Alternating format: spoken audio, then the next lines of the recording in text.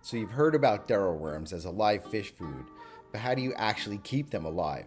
In this video, I'll show you my simple 1 gallon tray setup and how I maintain the colony and why Dero worms are such great live food for your fish, for your fry, and for your shrimp, especially if you got small fish like I have pea puffers.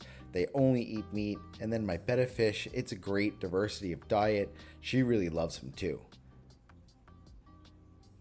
So what I did is that I got a 1 gallon tray and just lined it with sponges. And you want to fill that up with water. But you don't want to overfill it. They are an aquatic worm, so they will live under the water, but right on the surface. So I fill it just so it's at the top there and it's right over the top of the sponges themselves. And for the sponges, I just use these from Home Depot. They're regular cleaner magic eraser type sponges, but no chemicals, no scents, nothing in it, just the pure sponge itself. And here's the colony that I got from a fish club member and in the auction, and I'm just going to spread them out over the sponge here. Now they will gather together, but I initially wanted to see if I just fed it a stripe, if it would just grow and spread out along it. But some ground oatmeal right here, and just put it a little stripe down there with it. You can use spirulina. Some people use potato flakes, old crushed up fish flakes, rapashi. You can do all sorts of different things. So whatever you want to try, but I'm just using that. And here's a month later, I'm growing it. Obviously, I have a lot more, and I am feeding it almost every day.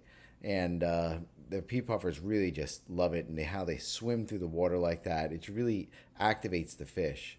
But overfeeding the colony is really a problem. So it's really important you change it. And as you notice, I keep it in a sealed container because it smells. So why I keep it in sealed, some people vent it, is because they get flies in it and it smells bad. So I just drain the water through this brine shrimp net here, and then I'll take each sponge and just wring that sponge out over that, and just make sure that I'm catching any of that water, so any worms that fall through, I can get them back in the container there.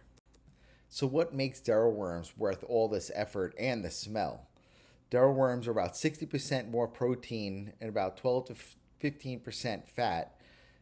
Perfect to grow out your fry, good energy from them. Microworms, in a reference, are a little bit bigger, about 45% protein, 15 to 20% fat, better for slightly larger fry.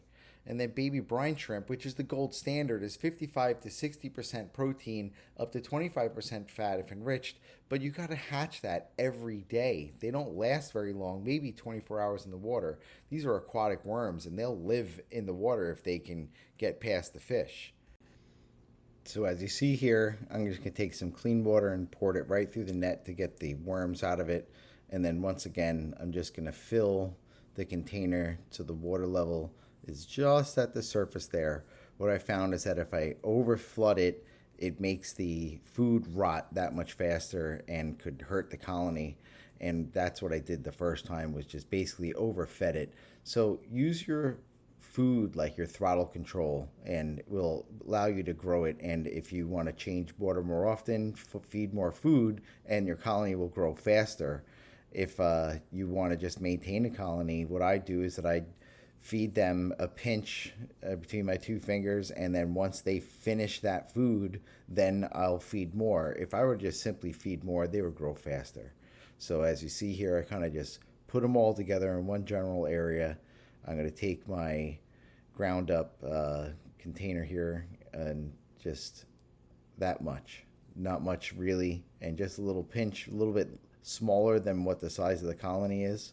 And I'll continue to feed out of that, and they'll probably eat that in about 3 days. So that's it. You have food forever.